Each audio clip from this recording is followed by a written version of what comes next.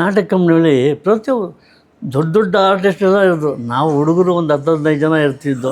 ನಾವು G V Krishna, Umesh, ಆಮೇಲೆ ಚಂದ್ರ ಅಂತಿದ್ದ ಕಲಾವಿದ, ಅವಾಗಲೆಲ್ಲ ಸಣ್ಣ ಸಣ್ಣ ನೋಡೋರು. ನಾವು ಪಾಠ ಮಾಡ್ಕೊಂಡು ಇದ್ರು, ಆರಾಮಾಗಿರ್ತಾ ಇದ್ದು. ಹಾಗಾಗಿ ಎಲ್ರಿಗೂ ಬೆಲೆ ಕೊಡೋರು. ಗುಬ್ಬಿ ವೀರಣ್ಣವರು ಪ್ರತಿಯೊಬ್ಬ ಸಣ್ಣ ನಟರಿಂದ ದೊಡ್ಡ ನಟನವ್ರಿಗೂ ಅವ್ರದ್ದು ಒಂದು ಬ್ಯೂಕ್ ಕಾರ್ ಇತ್ತು. ಅಪ್ಪು ಅಂತ ಅವರು ಡ್ರೈವರು. ಅಪ್ಪು ಅವರ ಅಪ್ಪ ಯಜಮಾನ್ ಇಲ್ಲದೆ ಹೋದರೆ ಇವ್ರು ಕಲಾವಿದರೆಲ್ಲ ಸ್ವಲ್ಪ ಫ್ರೀಯಾಗಿ ಪಾಠ ಮಾಡ್ತಾರೆ. ಏನು ಇದಿಲ್ಲ, ಮುಜುಗರ ಇಲ್ಲ, ಭಯ ಇಲ್ಲ. ಮಾಡಿದ್ರು ಬಿಟ್ಟು ಈ ಥರ ಇರ್ತಾರೆ. ಇವನ ಅಪ್ಪ ಏನು ಮಾಡೋರು, ಆ ಥಿಯೇಟ್ರ್ ಎಂಟ್ರ್ ಆಗ್ತಿದ್ದಂಗೆ ಒಂದು ಆರನ್ ಮಾಡೋರು. ಆರನ್ ಅವರೆಲ್ಲ ಅಲರ್ಟ್ ಆಗೋರು. ಓ ಅಪ್ಪರು ಬಂದರು, ವೀರಣ್ಣವ್ರು ಬಂದರು, ಎಲ್ಲ ಅಲರ್ಟ್ ಆಗೋಗ್ಬಿಡೋರು. ಹಾಗಾಗಿ ಪಾತ್ರನ ಭಾಳ ಯಾವ ನಾಟಕದಲ್ಲಿ ಒಂದು ಸಣ್ಣ ಪಾತ್ರನ ಒಂದು ಸರ್ತಿ ನಾನು ದಶಾವತಾರ ನಾಟಕ ವೇದ ಶಿಷ್ಯಗಳು ಪಾಠ ಮಾಡಬೇಕು.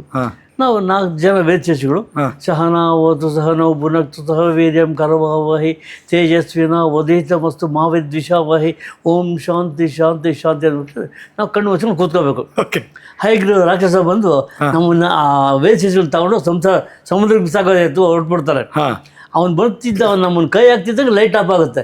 ಲೈಟ್ ಆಫ್ ಆದ ತಕ್ಷಣ ಓಡೋಗ್ಬೇಕು ಒಳಗಡೆ. ನಾವೇನು ಮಾಡಿದ್ರೆ ಸುಮ್ಮನೆ ಕೂತ್ಕೊಂಡು ಲೈಟ್ ಆಫ್ ಆಗಲಿ, ಲೈಟಿಗೆ ನೋಡ್ತಾ ಇದ್ದೇನೆ. ಅಪ್ಪವ್ರು ಎಲ್ಲಿದ್ರು ಅನ್ಕೋತಾರೆ ಗೊತ್ತಿಲ್ಲ. ಒಳಗೆ ಬಂದರು, ಒಂದು ಕೊಟ್ಟರು ತಿಕ್ಕದ ಮೇಲೆ. ಯಾರ ಕಂಡು ತಾವು ಕಣ್ಣು ಬಿಟ್ಕೊಂಡು ಪಾಠ ಮಾಡ್ತೀಯ, ಗೊತ್ತಾಗಲ್ವೇ ನಾವು ಲೈಟ್ ಆಫ್ ಆಗೋದು ಆನ್ ಆಗೋದು ಅಂತಂದ್ರೆ. ಹಾಗೆ ಒಂದು ಸಣ್ಣ ಸಣ್ಣ ಪಾತ್ರನ ಅವರು ಅಬ್ಸರ್ವ್ ಮಾಡೋರು. ಅಷ್ಟು ಇದು ಯಜಮಾನ ಅಂದರೆ ಅವರು ಗುಬ್ಬಿ ವೀರಣ್ಣವರು. ಕರ್ನಾಟಕ ಅಂತ ನಾಟಕ ಸಾರ್ವಭೌಮ ಅಂತ ಅವರ ಹೆಸರು.